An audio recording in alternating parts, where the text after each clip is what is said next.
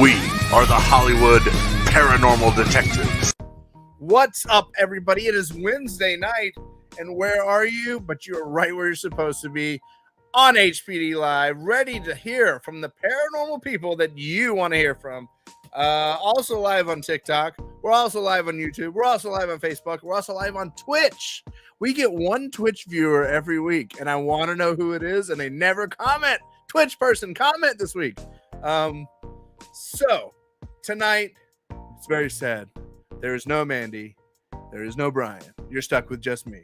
But, you know, I talk a lot anyway. But tonight we have a very special guest that I have been watching for a really long time. When the world of TikTok blew up, you know, I was caught in the explosion and I started looking up other paranormal people, and she was one of the first ones I found. And tonight, I'm excited. Even if you guys weren't watching, I'm excited to hear some of the stories straight from her mouth. This is great. Here is Tammy, Holly Weird Paranormal. Woo! Hi. Cheers, cheers. Everyone cheer. Dinosaur. Bigfoot cheer. Cheer. Elvis Gnome cheer. Come on, everybody. Tammy, it is surreal for me because I've been watching you tell me stories for so long. Because I'm pretty excited to hear some directly from you. And like we chatted a little bit before, when did TikTok blew up? COVID brought us TikTok, you know. The lockdown gave us this new format that everyone was bored, and it's a whole new thing. And how did you find TikTok? How long were you on TikTok before you started saying, this is my niche, this is my thing? I found TikTok in 2017, actually 2 years before it blew up. So I remember like when it was just a dancing and lip singing app, and now it's just like this storytelling app, which is really interesting. Now it blew up into what it is right now and morphed into something completely different. I remember someone a few years before I got on saying, you guys aren't on TikTok? Like, it's like, and they were like almost mad, like, you will not go viral without TikTok. Like, they were like intense, and I was like, oh, I don't know what TikTok is. That is true. It's such a force. It is such a beast of an app, and the organic algorithm is so powerful. It's like it will literally put you out there in a second. Yeah, I've had videos that you post, and just to watch them go blink, blink, and then to watch your like 99s, click on it, 99, click on it on your like comment. You know what I mean? How many 99s? Like, what's happening?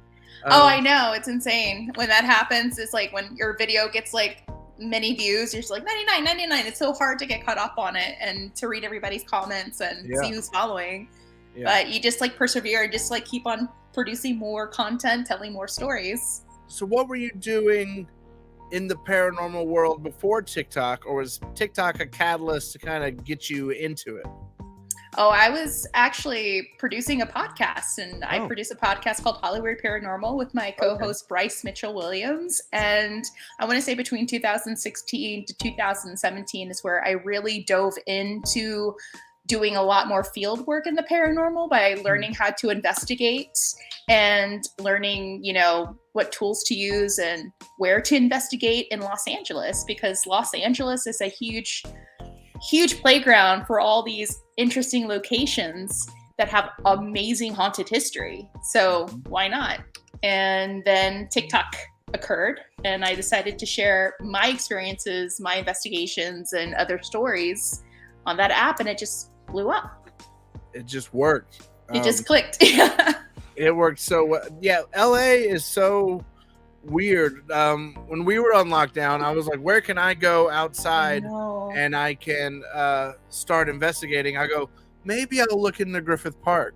And, you know, that turned into like an 11-part investigation from everywhere, from picnic table to the carousel to the zoo to the, you know, every rock you pick up in LA is filled with ghost stories.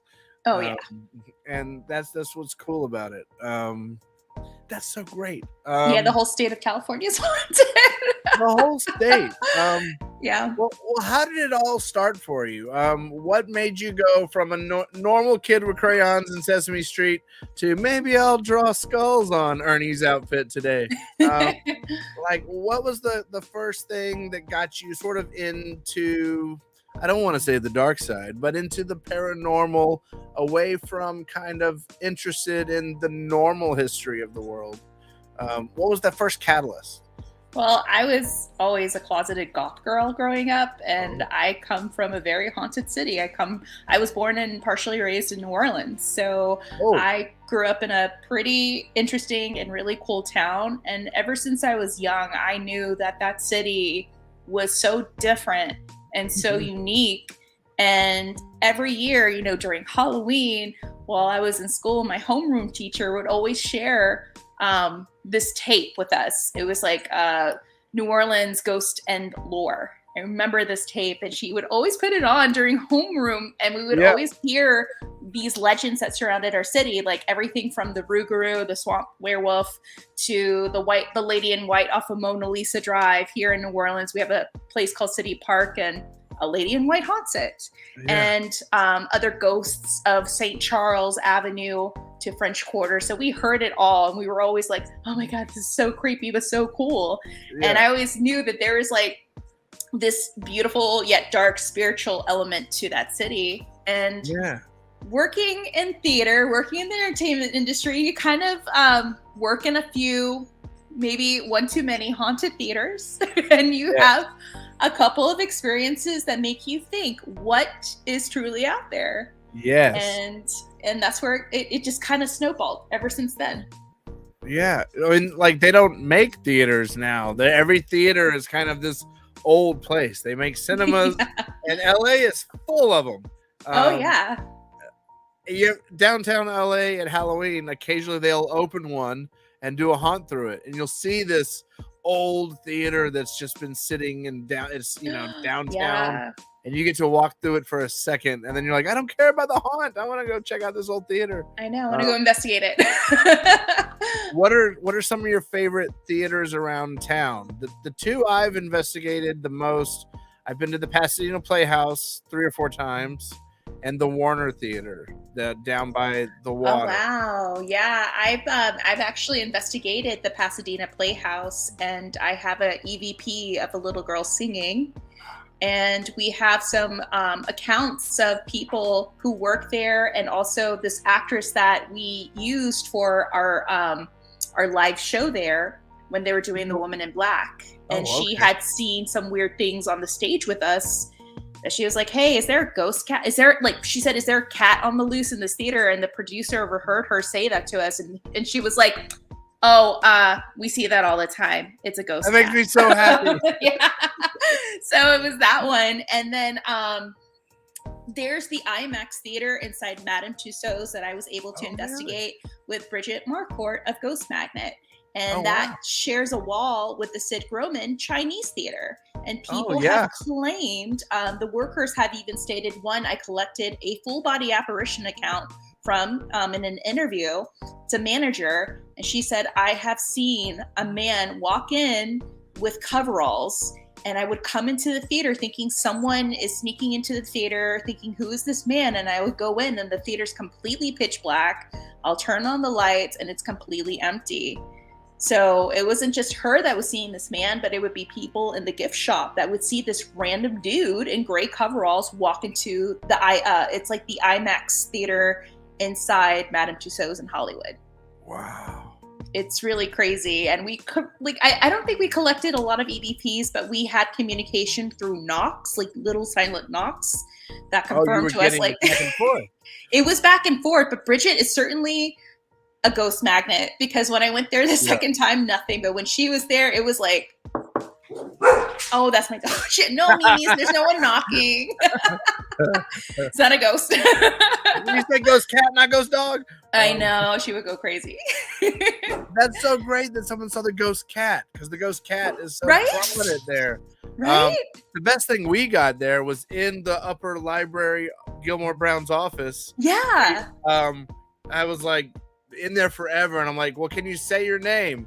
Can you even just say Brown? And he goes, Brown. And I go, well, that's your last name. And then it goes, Gilmore. So it said Brown and Gilmore back to back. And I'm just like, oh my gosh. I was just That like, is awesome. I got chills just saying it. And then we put REM pods across the front of the stage. Uh-huh. And Brian read a Shakespeare play. And he would read it, and he would start to, on outrageous bathwater. He would say bathwater, or he would say things wrong. Mm-hmm. We were trying to do a play bad to see if Gilmore would react. Smart. And what happened was, after a while, these REM pods started going off on the front corner where he would sit. So we'd get these REM pods going off when he would say the wrong line to the play. Oh, that is clever. That is really clever. But we didn't get any ghost cat. We put cat toys out and put powder around to try to get paw prints. Mm-hmm. We played a bunch of cat sounds. Nothing. And we're all just sitting there with meows playing loud and recording. Pretty wild. That place is active. Active. We went twice in like a month, and just. But the sewing room, did you ever get anything in the sewing room? We felt something there when we were doing walkthroughs, man. We felt like it's a different energy when you go to the dressing rooms and then you venture into the restrooms and the sewing room. Like I remember being there with my co-host, and he was like, "Get me out of here." I'm like, "Why?" He's like, "I don't like it. There's something very off here." And I was like, "Okay, Spidey senses, we're a go." So but we didn't collect anything there. We collected an EVP, and it was like we weren't doing a session. We were just recording some B-roll, and we just heard this little girl singing. In the B-roll, I hear it. She's like, la, la, la, la. I'm like, oh, she's testing the mic. Oh my God, she's probably playing with the mic. We were in the green room. Yeah. We were in the green room. And it was like that area with the table and the little kitchenette. Yeah. And we were just doing panning around. There's like a painting there. We're just panning around that painting, and then you just hear it in the background, which it was insane because it was just myself, my co-host, and the camera guy, and there was no one else downstairs with us. And it was like 10 o'clock at night. So there was no children around us. It was the oddest thing. Brian's not here tonight. This is his night. I have a few of our clips saved. Sometimes I can play them. Do I have any? I don't know if I have any of them saved ready. Dang it, I don't. But Brian got a kid's voice in the orchestra pit. Oh, wow. A REM pod went off in the third dressing room. And then him and Boom, which is our old investigator that moved to the Ukraine, who's not here anymore. But they got like the longest spirit box response I've ever heard. Boom says, can you move something for us? And this girl's voice says, maybe in time I can do that for you. And it was the same tone. And that's a long spirit box is that is chopped up. So I love the Pasadena Playhouse. It was just very consistent. Yeah, everybody that has worked there has an account. Yeah, everyone, even some people who have performed there has had accounts, even full body apparitions accounts. Like that is where you head towards. Like when you go investigative places, like, oh, there's full body apparitions, let's go. So, I mean, it's a very astonishing place, and it's filled with a lot of history. Pasadena too is also really, really haunted. So, have you ever been to the bridge? Yes, I have. Bridge? Yeah, I haven't really experienced anything there. I try to do EVP sessions, but it's so loud, especially when you're on that on the bridge. Yeah. But I mean, it is a different vibe at night compared to how it's like during the day. Yeah. Mm-hmm, but there's a sense of heaviness there.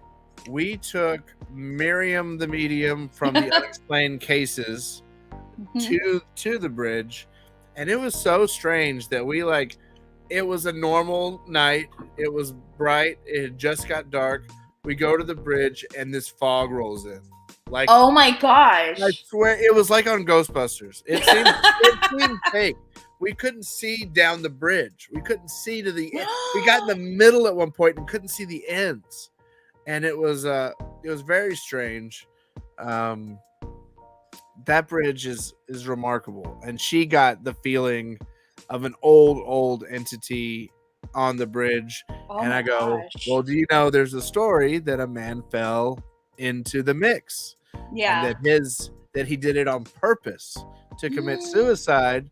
So what if he committed suicide in the mortar and he's still there and he's the reason people commit suicide there? It could be possible, yeah. And I told her, there's bridges there. When you're on the bridge, you see them. There's other bridges. And like, they don't have the suicide rate, but this one does. Yeah.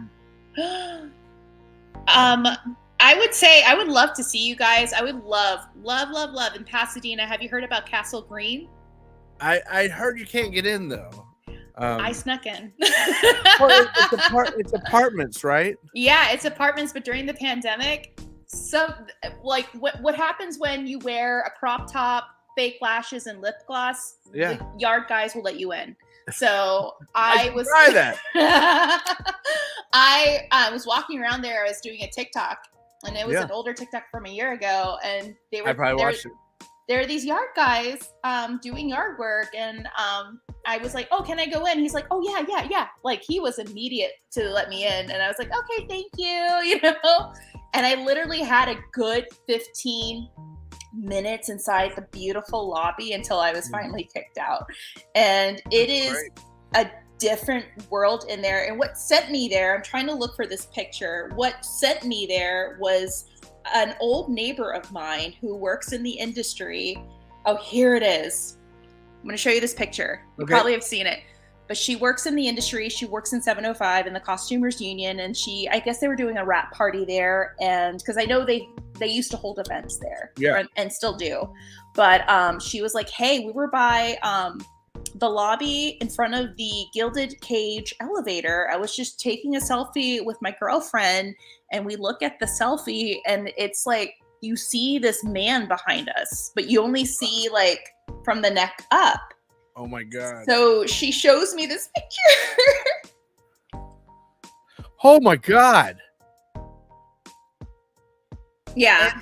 It looks like I think it's Thomas Green, who was one of the proprietors of Castle Green, because it's not behind the screen and it's not in front of the screen. No, so you know what I mean? Here's the dude that used to be associated with Castle Green, and look at who's like right next to him. Right? Look, you see the blinds going through it. Right? It's see-through. It is see-through, and I was like, "What?" Yeah. That's such a face.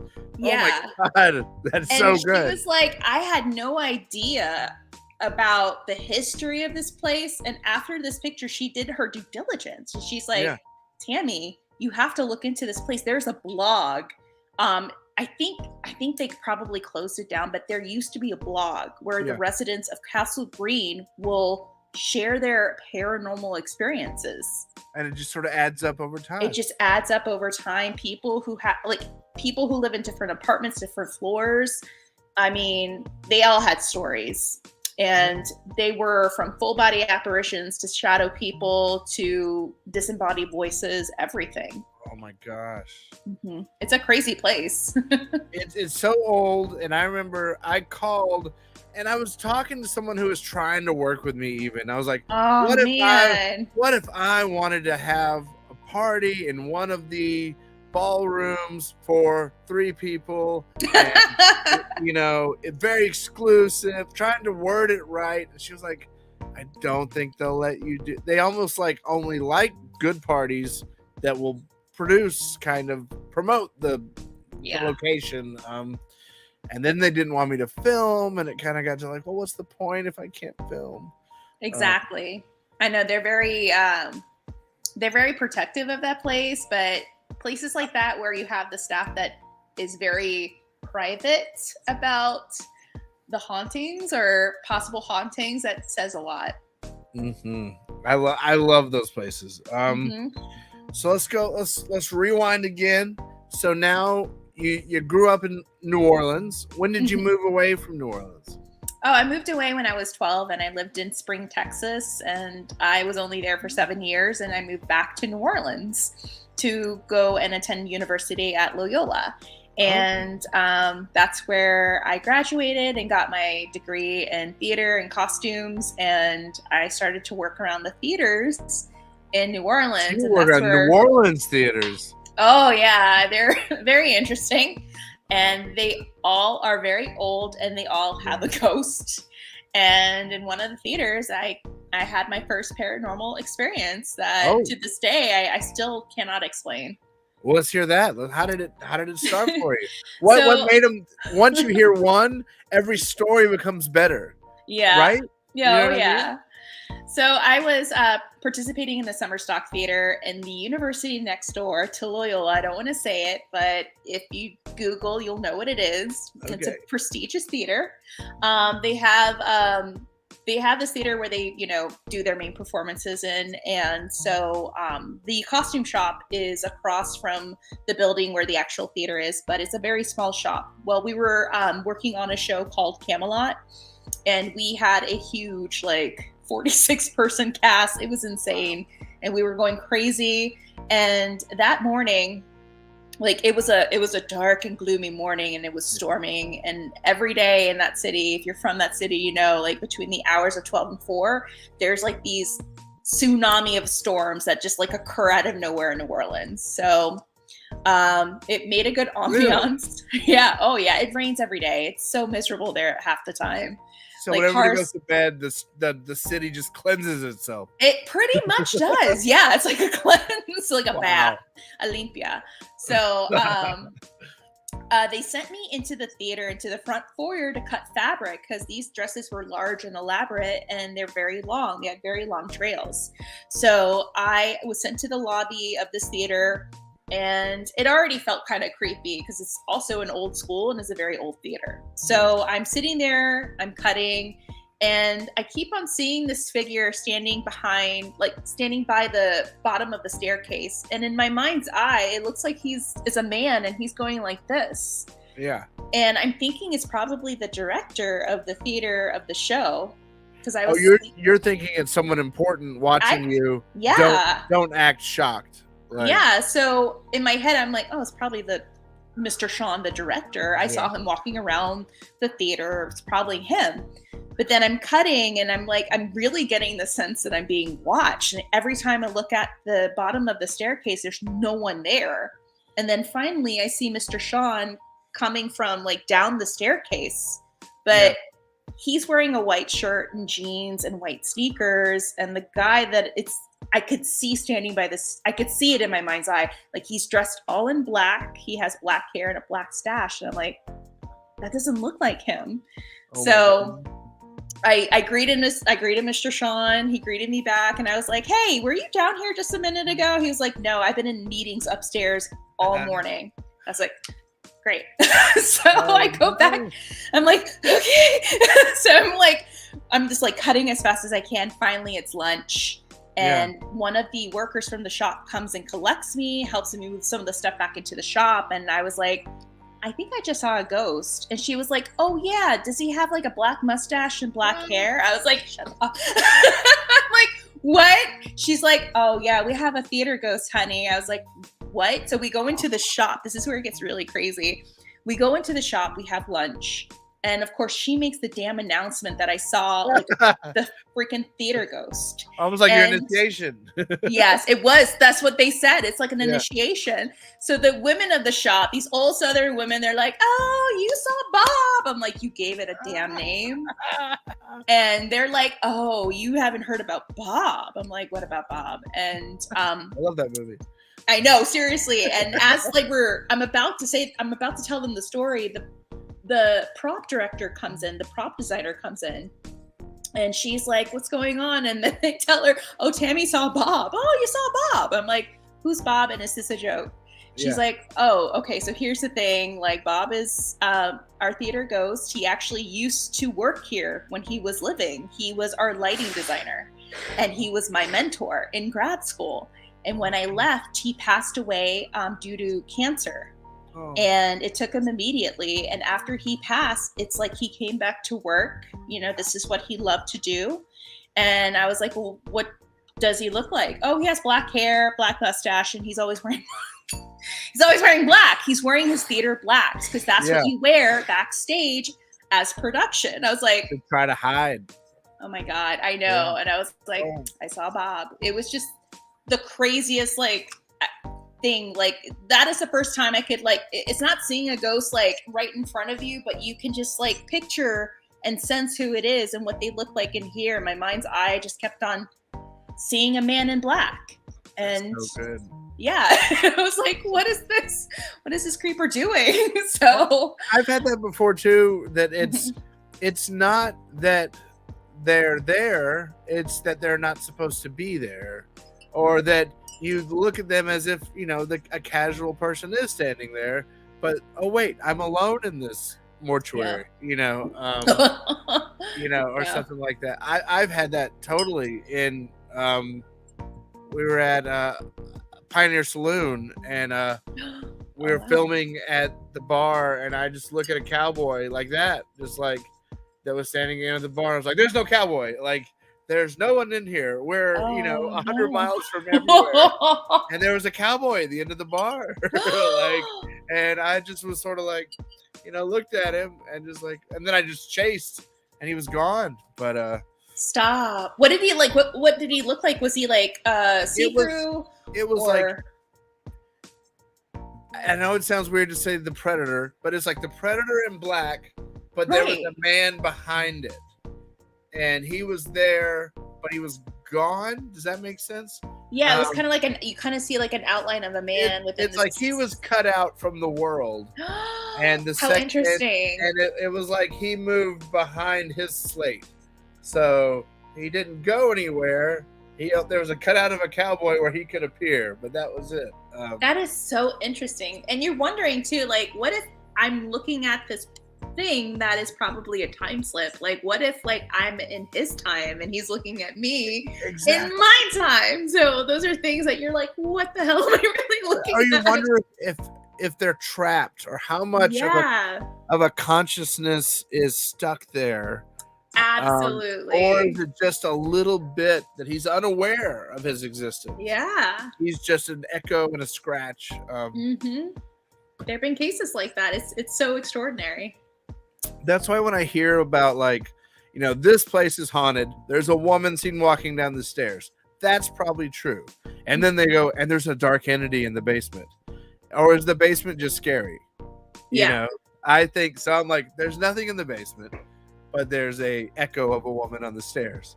When people just say there's something dark in this area, I'm it's dark and scary and gloomy. It's our fears. Freddy's boiler room. Of course, I'm gonna think up something in there. What's dark and scary is paying your mortgage. That's dark and scary. Yeah, that is terrifying. It's almost the first of the month. I know. I didn't tell everyone we're both in LA and we're both sweating probably. Yes. Thought I saw the devil standing in front of me this morning. It's only 86 in my guest house tonight. So that's God. It's smaller. 82. My smaller little paranormal world is hard to keep cool. So you're working in all these theaters in New Orleans. You moved to Los Angeles. When did you move to Los Angeles? I moved to Los Angeles in 2009, and it was just, it's either now or never. I lived in West Hollywood, and come to find out, I lived down the street from where Marilyn Monroe used to live or used to have a house. And there was this neighbor next door to this little apartment complex. It was an 8 apartment complex. It used to be many of the complexes around Miracle Mile and West Hollywood. It was, I think someone said it was owned by Paramount, which makes sense because Paramount was 15-20 minutes away from us.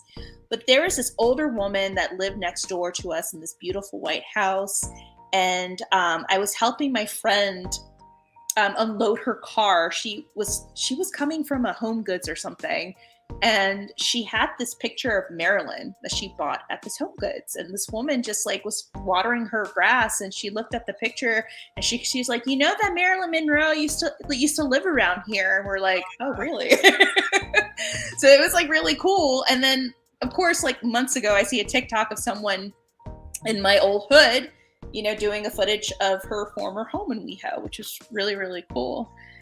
So there's a lot of cool former homes that are haunted, but someone owns them now, so you can't. Oh yeah. I've actually put a business card in the George Reeves home like 2 or 3 times to hope for them to talk to you, because the George Reeves is supposedly in there still dressed as Superman. And right, that's true. What better footage to get than to get Superman on footage? Right. People who own the George Reeves home, let us in. So you think you're leaving New Orleans and you're getting away from this, and when does your first paranormal encounter of LA happen? Oh my goodness. I want to say when I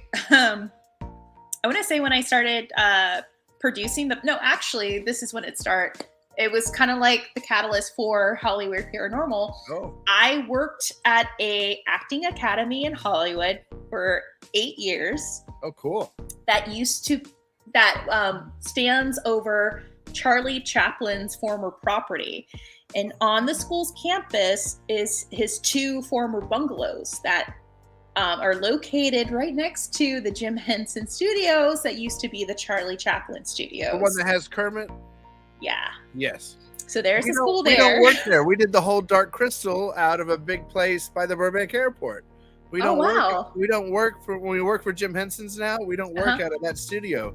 That's just an office. Yeah, it's just offices and recording studios. Yeah, I had to go down there and pick something up one time, and I was so sad when I got the job on Dark Crystal. I go, I'm gonna work at Kermit, and then it's kind of a bummer. I'm sorry, continue. But yeah, it's a really cool space, even if you're just going to pick up something, like just to go inside and venture. But I found out that this is Charlie Chaplin's property. And word circulated too within the campus that even the security guard would share stories of seeing a man in a bowler hat and suit walk around the grounds. And he would see this man on camera, and he's like, who the hell's here at 11 roaming around this empty parking lot? So he would yeah, right? So there'd be nights where this security guard would see this man roaming around this empty parking lot, and he would go out to the parking lot and no one would be there. And to get access into this place, you need a key card. So it was and it's also fenced and gated. So it's like, how is someone getting in here? When I could clearly see, who's coming and going. But I would notice strange things would happen in the costume shop. We would see shadows. Whenever you bring up Charlie Chaplin, something would fall. We used to have a sensor in the back of the shop because people would just randomly come in and out, and we didn't know who they were. And the sensor would just a sensor that would never go off would just randomly go off. And it was always when someone would talk about Charlie Chaplin and nothing else. It would just be silent. And then eventually the school purchased an apartment complex right next door. They renovated it. And then we started to see students year by year would start to see apparitions of a shadow man and a little girl. Oh. And we don't think that the shadow man is connected to Charlie Chaplin, but we believe that there's something weird going on in that area because where the school's located, you have the Jim Henson Studios that has activity. You have the Roosevelt, you have the Knickerbocker, and then down the street is the Hollywood Forever. So it's this trifecta of all this active locations, and we're smack dab in the middle of it. So it was just year by year, you would just hear this repetitive accounts that paralleled each other. The man in the bowler in the theater, the shadow man in the apartment, and the little girl on the 4th floor. It was always repetitive. And that's a lot like your story of the guy in the first theater. It starts getting passed down before people even know about it. And it becomes a rite of passage for the people living in those places. Yeah. And I was there long enough, whenever the graduating class would leave and the newcomers would come in, it was it was like they were experiencing it all over again. Wow. Yeah. So it was very interesting to hear like their accounts and to see how they paralleled with years before. Now, being immersed in this, like you Mhm. said, is this what makes you start researching? And makes you Researching, start yeah. wanting to know stories, and then once you know them, you got to get them out of your head, right? Exactly. I wanted to research. When I was doing the podcast, I didn't want it to be just, just pillow talk or whatever. I just didn't want to sit behind a mic and just say, well, legend has it, and that's it. Like something made me want to go out there and like want to see it for myself. So that's when I started like reaching out to historians, other investigators, and people who were actually open to opening their houses or locations for investigations. Yeah. I call that the go beyond Google. Exactly. like, because a lot of people, you'll be like, oh, you're going to go to this place with us, and they'll show up. This is a long time ago before I had groups or whatever. Mhm. People would show up and they would have just the Wikipedia page printed. And I'm like, you didn't go beyond that. You didn't Public records. dig deeper than just the newspapers.com. Beyond Google. You got to go beyond Google. Yeah, exactly. Your show is so good. Your show, and you saying you're working in the theater, you don't talk like a normal, you talk like someone who knows how to speak in theater with their voice loud and clear, where your pauses should be. I now can see, oh, you've been trained, you are finely tuned at your craft. That's why you deliver your story so well. Oh, don't worry. There are times where I'm like, oh, I'm gonna have to do that. I stumbled. I fucked up. Oh, I slurred or something. I'm like, on my voiceover, I want to do it in one. I think it sounds better, and I always get mad. So if I get to the end and stop, I gotta reset. I think in one it sounds natural. Yeah, that's just. I agree. No, it's hard for me to do anything in one take. It's really difficult. Yeah, I try to, and then I always get to I've been doing like 5s trying to get 1 takes, and then I get frustrated and just sort of start saying everything, and then try to cut it down. So you've been seeing these spirits. You're doing your podcast. When were you like, damn it, I want proof? I'm gonna get me a recorder. I'm gonna get me some EVP stuff. Like, where did you go first to try to capture evidence?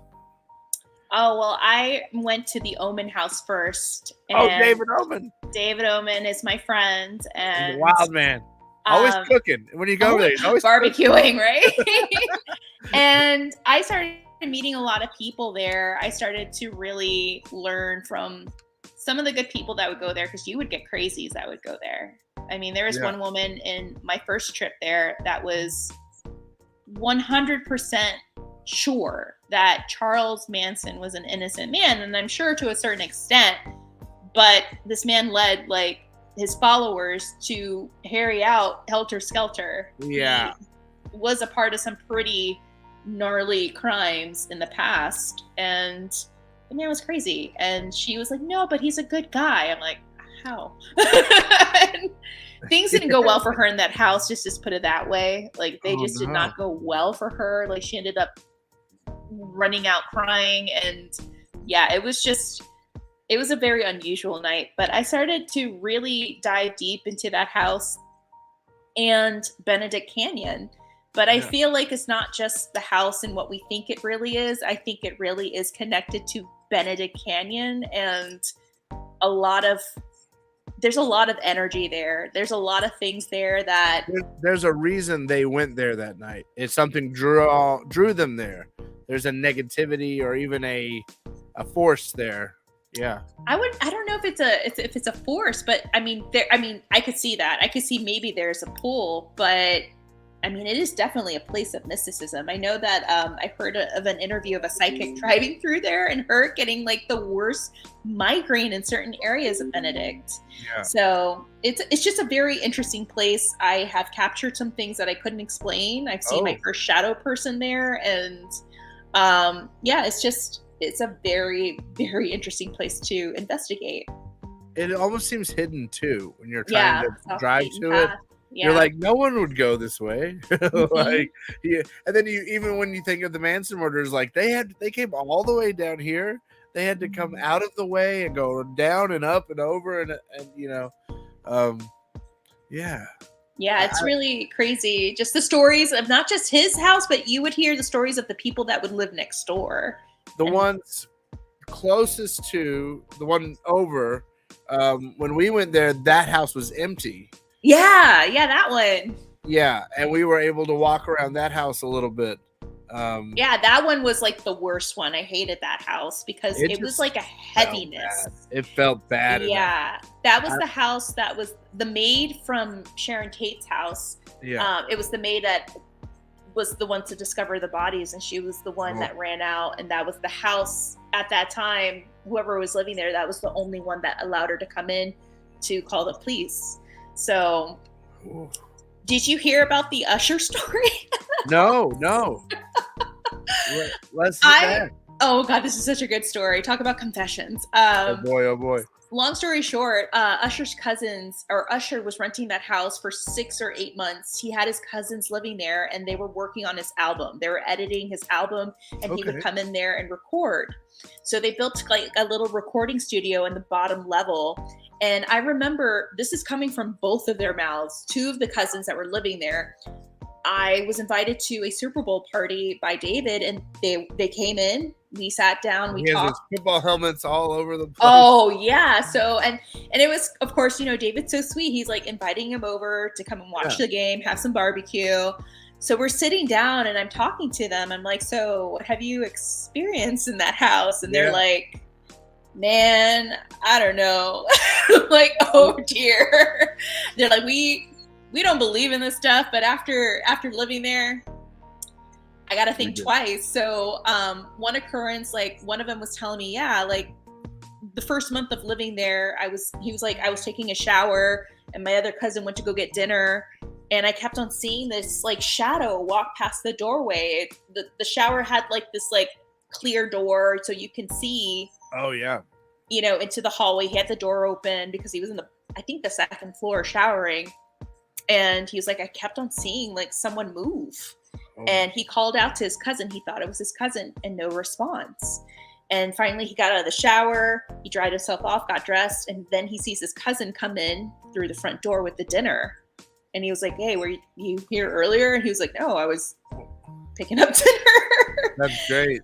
And then his cousin would start to say, yeah, it was just, you would hear things like you're sleeping in your bedroom, and you would hear like knocking on the walls, footsteps above you. And while we're trying to record this album for Usher, like the equipment would just act up. And we used this equipment before, and it would never act up on us. And it would just malfunction in the middle of their editing and recording. I always imagine that as like a ghost kid that doesn't understand. Right? Start flicking buttons, Yeah. Oh yeah. And yeah, so they had accounts. Like they were like, we ended up leaving a little earlier. Like we just didn't want to be there anymore. But they actually, would come and, tell David this. They're like, hey, what can you tell us about this house? And that's how they started to, they had a friendship because they were experiencing things that David understood.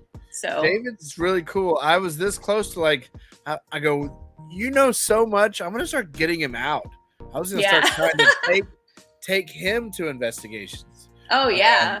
Let's see, how does almost David Omen as a catalyst, as such a character, how would locations react to introducing him? Oh my God. I would love to see that. I would love to see him in different locations. We had a door while we were talking to him, just like open and close. And it was very much like we all stood there for a minute. Like, because, you come in the stairs, there's a doorway here. It's the double doors, right? And then here's like the fireplace, and then here's the go downstairs. Yeah. The first door's on the right, but it just opened and closed. But it was almost like someone walked through. Yeah. We've as opposed to something just opened. Yeah. but they opened and closed the door. And then Brian, we were downstairs, and Brian starts feeling strange because the whole place has that energy you're talking about. Brian looked like his hands were on an electric ball. Brian's hair started kind of going out. Hair in his arms started picking up. Yeah, it's the craziest thing. I don't know how to explain it. He looked puffy. He got puffy. And he's like, every hair on my body is charged right now. Yeah. And I touched him, and you can see the spark. He just got full of energy, just out of nowhere. That happens sometimes. Like you feel a weird vibration. Like and you feel David fuzzy. said that happens in that house. Yeah. So now you're starting to investigate in this point in your life, right? Mhm. You're so who do you investigate with now, and who have you investigated with before, and who are some people you want to investigate with? Oh, I investigated with OC Ghosts and Legends. Okay. They're a really good group, and they're a wonderful group. If anyone wants to ever do a paranormal investigation or lockdown, they really go above and beyond to teach people, how to use devices, how to approach an investigation ethically. And if you're doing an EVP session, they give you like these cue cards with neat. questions. So they're really smart and very, very empathetic, and they're very ethical, and they just want to educate people on the history, but also how to approach investigations, which I find really, really cool. I've also investigated with Matt Lytle and Chris Califf of the Discovery show Ghost Loop, so they're friends of mine as well. Oh, cool. Who else? David Oman, of course, obviously. Yeah. I think I saw you. Were you a spooky foodie? Oh yes, actually yes, and I was just about to get there to that one. Spooky Foodie. Her and I did a quick investigation of the Whiskey A Go Go with Zachariah the Witch, and that one was. We didn't catch a lot of things, but we were really intrigued with the stories that the staff had to share. Yeah. Very crazy place. I investigated with Patty Negri and Bridget Marcourt and Scott Michaels of Dearly Departed, and that was my favorite investigation. Where did you go with them? In his museum, the Dearly Departed Museum. Where's that? So it used to be located off of Santa Monica Boulevard, right across the street from Hollywood Forever. Okay. And they closed the museum a few years back because Scott was like, I'm done. I had my heyday. I think I completed the biggest thing on my bucket list. He worked on Quentin Tarantino's Once Upon a Time in Hollywood. He was their lead historian. He was the reason why, they were so accurate with the clubs, Pandora's Box, and of course, Musso and Frank's, and the type of car that, Manson's family would drive. So he was very good at like leading them to those things. But he had and still has, who is it? The death car to, oh my God, what's her name? The actress that was killed in that horrible car accident outside of New Orleans. Oh my God, what's her name? The tip of my tongue. She was blonde. Oh my God, her daughter's in Law and Order. I think it's in Law and Order, but someone out there, comment, tell us. But it's gonna pop in my head after this. But she had the Pink Palace. Oh my gosh, the girl can't help it. It's like the movies. I can read them in my mind. I'm have to look at my phone. But he has her death car, the car that she died in. What car? Oh, it was oh my God, it was like this Buick. I think it was a Buick. It was like a 66 or 67 Buick. Oh my God. Girl can't help it. Let me see. But he had a lot of her items from her former home, and he also had like items from her mansion. She was notorious for living in this mansion as well that was completely pink. Oh my God, what's her name? My wife love that. Everything pink. Jane Mansfield. Oh Jane Mansfield, everybody. So he has Jane Mansfield's death car, the car that she owned and the car that she died in. Oh, someone commented right afterward. Thank you. Yeah, thank you. He also has the gate, the two gates that used to open up into her pink palace. Oh, wow. And a couple of items personal items of hers. So when we were doing the investigation in that museum, like we picked up on her, and we also picked up on Patsy Cline, because he also carried items from Patsy Cline's crash site. Oh And God. yeah, and the strangest thing happened after that investigation when I got home. Mind you, I know who Patsy Cline is, Yeah. but I don't have her songs. I don't have her on a playlist.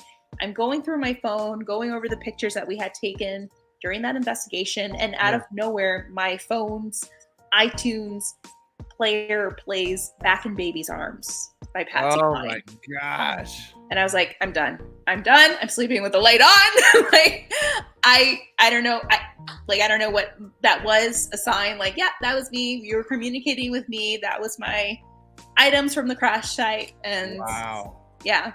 I had a very similar experience with Janis Joplin. Oh, wow. So our very first Hollywood Paranormal Detectives, Let's Film It, we did Janis Joplin's Death Room. Oh, I want to know about that room. You didn't? So the coolest thing, No. oh my God, I can't believe you. I assumed you've been 100 times. I've tried. It's hard. The closet is this shrine where everyone who's been there has drawn a picture of her, wrote a poem to her. Yeah. So it's just this amazing shrine. On top of our show, go watch the first episode. It's on our YouTube. It's on our Paraflix. I have to watch it. It's an amazing. It's an old investigation, so give us a little leeway. It's my first time I ever edited. But so I download 3 Janis Joplin songs to play during the investigation for probably the next month. Every time, when I still had, I have it right here.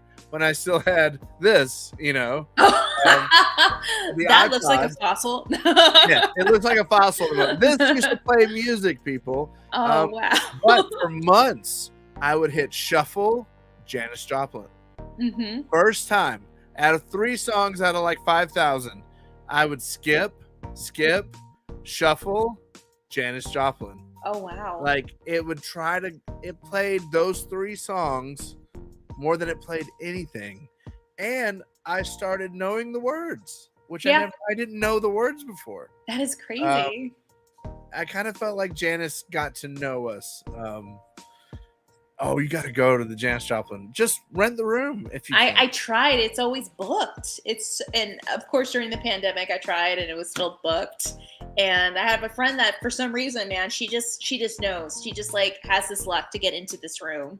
Yeah. And I've tried so many times to go in there, but it's always booked. I gotta book it. I know. It's such a good room. I want to book a room there. And I think she's absolutely there. Oh, really? Did you pick up on anything else? Like, did you guys get any EVPs or? Oh, we turned on the Spirit Box. Oh, wow. How do you feel about Spirit Box? I mean, I'm a little neutral with them, just a little bit, because you're trying to figure out, like, well, it's being pulled from these like radio frequencies, but is it really being used to communicate, or Spirit is really trying to communicate with it? The geo boxes are really interesting because it does eliminate all that white noise, but I've heard some pretty legit Spirit Box sessions in other investigations. And I think if you do enough of them, you realize the difference between blurps and like a voice. You start going, everything I'm hearing is the same tone. Right. And the SB7, when the first ones came out, you could watch the dial. You can. Yeah. And so what I used to do is I would turn mine on and I would watch the dial, and every time it made a sound, I would write down that frequency. That's smart. I would kind of start to know, it's picking every time it gets to 101.5, it gets a sound. Mm-hmm. So I go, that's not a spirit. Right. And so after 10 minutes of it only hitting 101.5, every time it goes through the loops, I haven't asked a question. When I started asking questions, and on 87.3 through 97.4, it says, I'd like to see you, or something. It becomes pretty clear my God. And continuous, And then after I started figuring that out, I stopped writing it down. So I kind of knew, I'm gonna listen for the standard bleeps, and then I'm gonna know when it gets active. Yeah. But we turned it on. It was quiet. It was totally quiet. And then the first thing I said, I go, Janice, are you okay with us being in your room? And if you know the song Mercedes-Benz, where she talks and she ends it and laughs, right? Mm-hmm. We got this like, yeah. Oh, wow. But it's like this long laugh that sounds like it's from that recording of that song. It sounds like her voice saying yeah, and then the giggle. That is so interesting. Pretty remarkable. And she has a very distinct giggle too. And that's what I'm saying. That the little giggle sounds like the one from the song, and it was pretty amazing. And at the end of the night, long story short, Brian dressed up as Pigpen to try to make contact with her, which was one of her boyfriends from the Grateful Dead. He was in full hippie costume, but she eventually gave us. We asked if she did drugs, because the theory is she had been clean, but she overdosed. And we asked if she was alone and if she did drugs, and where is she now? And she said, no, I'm cold. Oh. And it was really sad. I just got sad. But isn't that amazing that we got her contact, and then for her to give us that response, like, I didn't do drugs, I wasn't alone, so someone was there that night she died. And then she goes, I'm cold. Oh, I miss my friend Janice. Sorry, Janice. I'm getting misty-eyed remembering it. It was really emotional, and we were all just standing around kind of like, oh my goodness. We just talked to Janis Joplin. Yeah. Oh my gosh. You don't know if she's like, I wouldn't say she's reliving it, or maybe like, she's just like thinking of how she felt like before her last, couple of breaths. Yeah. She felt really cold. Well, so you don't, we always talk about this in the show. What is it? What are we talking to? What are we getting the EVPs from? Do you find the stories more fascinating, or do you find investigation more fascinating? I like stories because that's what we always go based off of, especially legends. And then from there, you just go past the legends and see where they stem from. I think the biggest question that we have to ask ourselves, which I always find other investigators have a hard time to answer, is like, what is your definition of a ghost? And of course, we have the Wikipedia definition, but I don't think there's a precise or definitive answer, because we can have all the evidence in the world, but we will never have that proof. There is a difference between proof and evidence, and that's something that, we'll always carry, because we can have like something that, we can have a full body apparition picture. You could post it on TikTok or on the web, and people are always gonna be like, that's not a ghost, that's a person, that's from an app, that's right. You're never gonna get a true, like, you're never gonna get, that acceptance, like, or that, aha moment. So I think that's something that we have to like constantly look into. Like, like, what is a ghost? Is it a discarded agent? Is it a, extraterrestrial? Is it geomagnetism? We will never know. I think there's a lot of science and a lot of spirit that is the same thing going on. I feel like it's a perception of the universe experiencing itself, and the rest can be explained by science that we truly don't ever understand. And I don't think we're ever going to get those answers until we pass. Because time is just layers. Everything that's happened has already happened. Everything that will happen is gonna happen. You can't change it, and it's hard to like. Oh my god! I had a heart attack too, and that wasn't just a normal bark. That was I'm gonna scare you bark. I know. My husband just came home, and my dog's like, "Someone's here." That was great. Good dog. Oh, She's seen some things too. I've taken her on some investigations. oh, good. Hmm.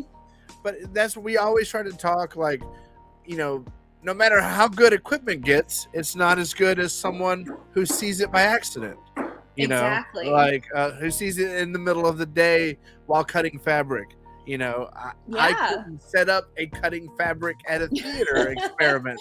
And that's when you go against people with like wanting to go high tech. Well, no one's sitting in night vision with a spirit box and accidentally sees spirit. That doesn't happen. Yes. We're reaching and grasping at straws, and none of our science or experience is as good as a genuine experience Exactly. that someone has. Exactly. I ask investigators a lot, like, what is your perfect evidence? Like, where would you stop? I think I would have to have something appear that's not there and lock eyes with me, and then be like, "Are you real?" and have it go, "Yeah." And then it's gone. Like, when you I'm can like, really okay, communicate with everyone. I saw something that's not there, and it said yes. Oh my gosh, it's already 9:00. I cannot believe that.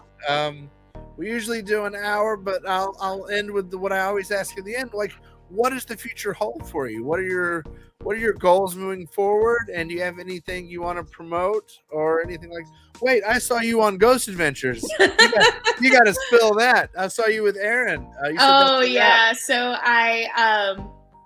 I actually know some of the producers of Ghost Adventures. They've listened to the podcast. Oh, cool. And I had shared on one of my episodes of the podcast, I worked on a haunted film set. Yeah. And they were going to that location where those hauntings were occurring. And they heard my story and they wanted to bring me on for an interview. And I got to meet the cast, and I got to be interviewed by some of the cast. And I got to take a picture with Aaron. And of course, Zach was too busy being Zach, so we're just gonna leave it at that. But it was a really cool experience to see them, and some of them are really cool guys. The people are really great to work with, and they were getting some things there, definitely. So that's great. A view into kind of the heavyweight champion of the field. Yeah, get to see how they conduct their business. It was very surreal. I'm like, oh my god, like I've been watching this show since it happened, since it started, and since they've been wearing affliction shirts and shark tooth necklaces. So and yes, they're still wearing black, and they're still trying to battle with whatever's there. But hopefully that will lead to some other things. I have projects in line that I can't speak of as of right now. I hope to one day retire early and live in a haunted Victorian home. Oh my gosh. My goal is to find a great place and open a dead and breakfast. And I you come, each room has a camera, a couple of things of equipment. We have dinner. I tell you the stories of the house. Perfection. You go to your room, and then over breakfast, we tell what happened last night. I love that idea. Let's go into it. Let's go. Let's open one. All these superhero and Star Wars movies need their helmets, so I got to work on them. That's important. Yes. I feel like we could talk more, so we might have to have you back. You've got a lot of stories, and we're just starting to chat. Well, we need to go investigating soon, definitely. We definitely should. I'm thinking about really good at what you guys do. And, thank you so much. And I like how you guys approach everything. And I don't know what you've got to see. The newest stuff, adding Mandy to our team. We used to be 3 older guys. We just added, a young girl who's a medium. That's awesome. And is so hungry for the industry, if that makes sense. And she has kind of like, I don't know if you've seen our Nevada State Prison on Paraflix. It was our first big investigation with Mandy, and oh my gosh. You guys picked up a lot of things. It was, I love a good haunted prison. That is, Nevada State Prison is worth it. And I've been a lot of places, and it's the most haunted place I've ever been. It was a really good investigation. And of course, when you bring a female to a prison, it's like, There you go. That's your trigger object right there. That place was crazy. Well, I hope. I can't wait to see what comes from you. Your latest on Black Star Canyon. You're just getting started, right? You're about to start a series. Oh, I just it was just a short series, but I just shared some ghost stories that were shared with me by people who had experiences, and they're pretty interesting. So you could go and take a gander. We got to get like Spooky Foodie and you and Patty, and we got to just go to a dinner somewhere. Yeah, definitely. Let's go to a graveyard and hit a Denny's. Patty's always in town. And she's always willing to hang out. Patty's so great. She is. I love her. She's really sweet. She's the sweetest woman. She's the best. And one of the best things she said is like asking you like what it's like seeing the heavyweights work. Her telling us one day like you guys you're doing it right, and just saying that you guys are doing it right made me like thanks. Yeah, absolutely. There's room for everyone in this community. So. We need like a monthly like ghost dinner, you know. I would love that. Wouldn't that be I would really cool? love that. We meet up at like we go Camo Shanter or something, or you know. Yum! A Spooky Foodie would know where they're at. Yeah, Spooky Foodie picks the place. Yeah, all the local ghosties we get together and eat. I would love that. We got to make it happen at least once. We should. We should have a meet and greet and just Spooky have like. Foodie, if you're watching, make it happen. I'll help you. Make it happen. Come on. All right. Well, thank you so much. It has been, like I said, surreal. You've told me so many stories that you don't even know I've heard from you. That are I've scrolled through your page. You know, your first ones that were so many long parts with all those details were like, that's exactly what I wanted back then. Like I needed those long stories, especially in COVID time where I needed something to really listen to and get me through it. And thank you for getting me through that. And thank you for sharing all these stories, and just like LA, opening my eyes to all these new places that I would have never heard of, you know. Well, that's part of the paranormal is the art of storytelling. Yeah. The art, and like I said before, you're so good at your craft. I can tell you're tuned to your delivery. So thank you. Great. Well, I'm going to let you go, and I'm going to say a little sign off to everybody. And I think I want to have you back. And if not, we'll have ghost dinner with the LA's paranormal peeps. Yes, absolutely. All right. Thank you so much. Thank you. Bye, guys. Thanks for coming. Oh my gosh. HPD Live. What an amazing guest. If you are not already, I'm mad at you. Follow her on TikTok. Scroll all the way back to the first video and watch every single one. You will have such an education in the paranormal. You will not regret it. We're coming to PEX Paracon in Virginia City. Come see us. Buy our tickets on the link tree in our bio. If you want cool We Believe ghost shirts that I designed, go to all our stuff, get our shirts. I'm tired. I'm out of breath. It's a long, hot day in LA, and the ghosts are out. So get some sleep. Thanks for watching HPD Live. No one to say goodnight to. No Brian, no Mandy. Say goodnight, Steven. Good night, Steven.